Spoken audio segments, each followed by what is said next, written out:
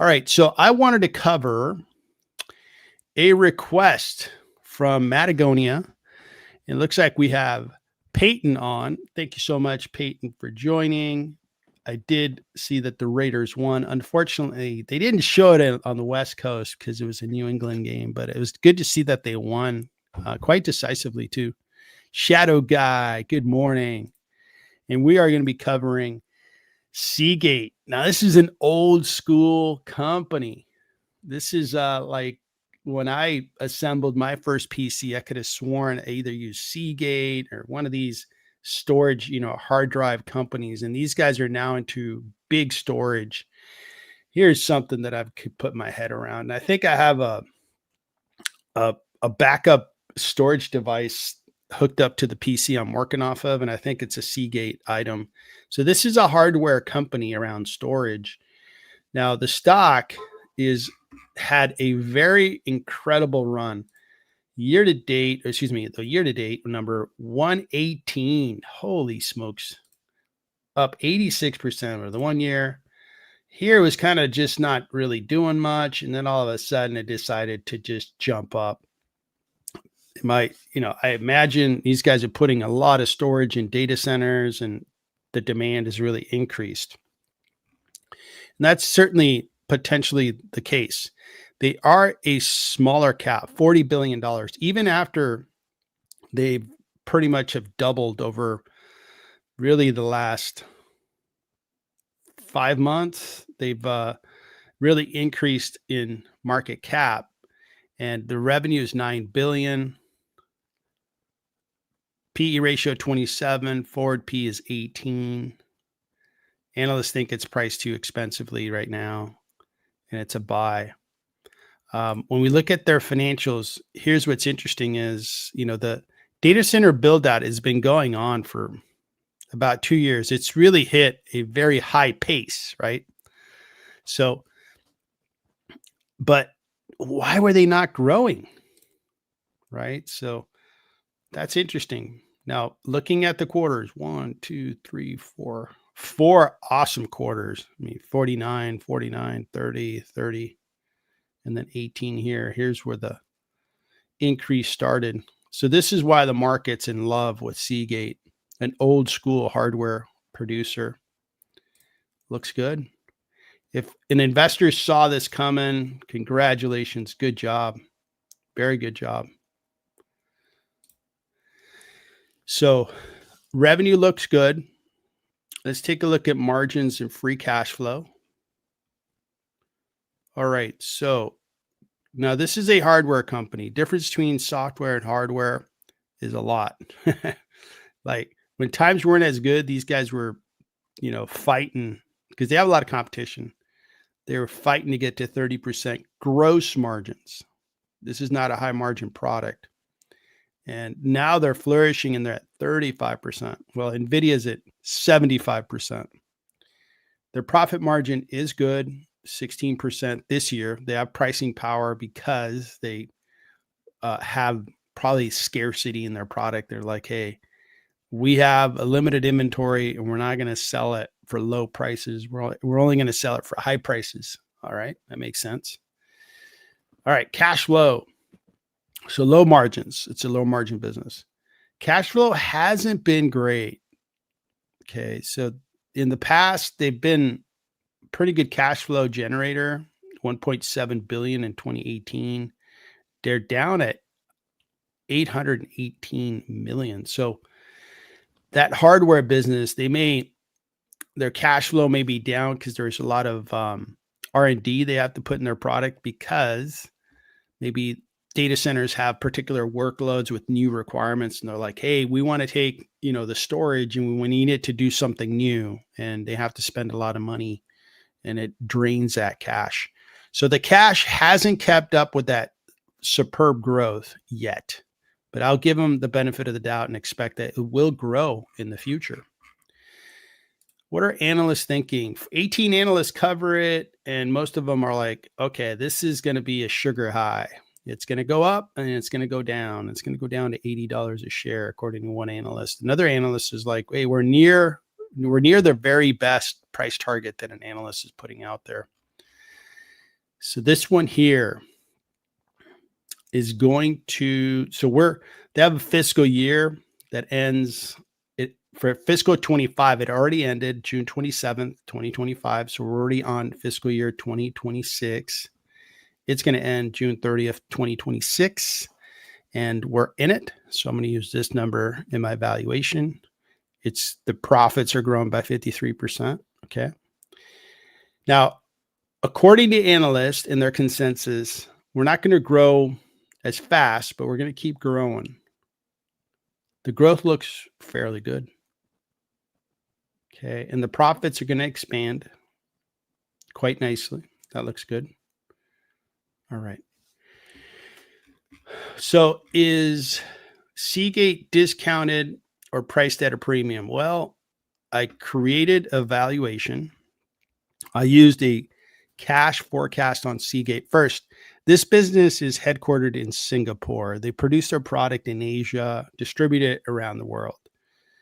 So since it's outside my home country, it's a smaller company, it's experienced really high growth. I'm going to increase the discount rate to 9%. It's just a higher risk for me. I'm going to start with their trailing 12 months and increase it by 1.3. Actually, let me correct that note. Just recognizing that, hey, they're really growing and that free cash flow is going to jump up. But then on years 2, 3, 4, I'm going to grow by 15%. Still a very good growth rate, but it's the hardware business. So it's not like the software business where you can add 1 million customers and your platform can take it. You just need to put more compute and other resources behind your platform. And it's very affordable to expand very quickly. Well, Seagate, not so much. They sell more hard drives. They have to buy materials, labor, all kinds of actual product costs has to go into the product. So 15% is quite good. And we'll grow that cash flow over the 4 years. Terminal value will grow up 4%. And the intrinsic value of all that cash is $24 billion. I'll add the cash on the balance sheet. The debt is at $5.3 billion. So it gives me an equity value at 19.5. Market cap is 40 billion. So we're way over our skis, or I should say investors are way over their skis on Seagate. If we look at the cash, and this cash forecast is a little optimistic. I'm not like thinking, conservatively here. This would be very good for them to accomplish. And the thing that I fear is once storage is in place, the sales growth is going to slow. It's going to go down. So that looks like a cautionary number. We look at earnings per share. I'm looking at the earnings per share for fiscal year 26 and using a P at 25. I can't go past 25. This is a hardware company, low margins. There's no way I would go above 25 and grow it by 10%. So you could get to a discount if you just focused on earnings per share, but I don't do that because this is the number that tells me long-term stocks will revert to their intrinsic value based on free cash flows.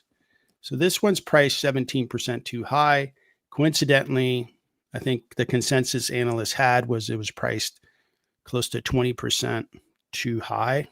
I'm right there with consensus. Seagate is too expensive. The money was made by investors who saw this 9 months ago, acted. They're sitting on a beautiful gain, and that's how I see it. I'm really glad you brought it up because I hadn't looked at Seagate in a long time, and this is a classic technology company, and I'm glad that they're doing well due to this data center build out. You have any comments on Seagate? Can look at the chart. So they broke out of a triple top back in September of last year, and then again in October, and then again in January. They had the big sell-off in April, just like other companies, but they did break out above that triple top on May the 13th, and it doesn't look like they've stopped then. One of the technical signals that I would have been looking at if I had any interest in this company, other than owning a bunch of devices. I own a lot of solid state devices from them. This crossover right here on the PPO would have been a really good signal to buy on. So even though they were way below where they were here, when that PPO signal was in bearish territory but had a bullish crossover, that would have been a point to at least start looking. And then when you just see it continue to increase, that would have strengthened that signal to buy into this one. At the same time, you had an RSI that was sitting at 40. Once that crossed above 50 from a negative 15 or a 15, rather 18, that would have been a really good time to step in. So you have confirmation on both the RSI and the PPO that this was going to be moving higher. At the same time that I buy, so getting back to that comment about when to buy, I would have already had my sell point in mind. So if it traded higher maybe for a couple days and then fell back below my sell point, I would have been out or at least trimmed it.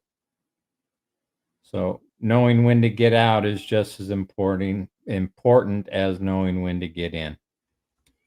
But anyway, getting off that topic, I mean, they broke out and they have been on a really good run. They're getting very extended from their 200-day moving average, which sits at 110, and they're trading at 188. So they're also overbought. So they were overbought starting in May all the way through July.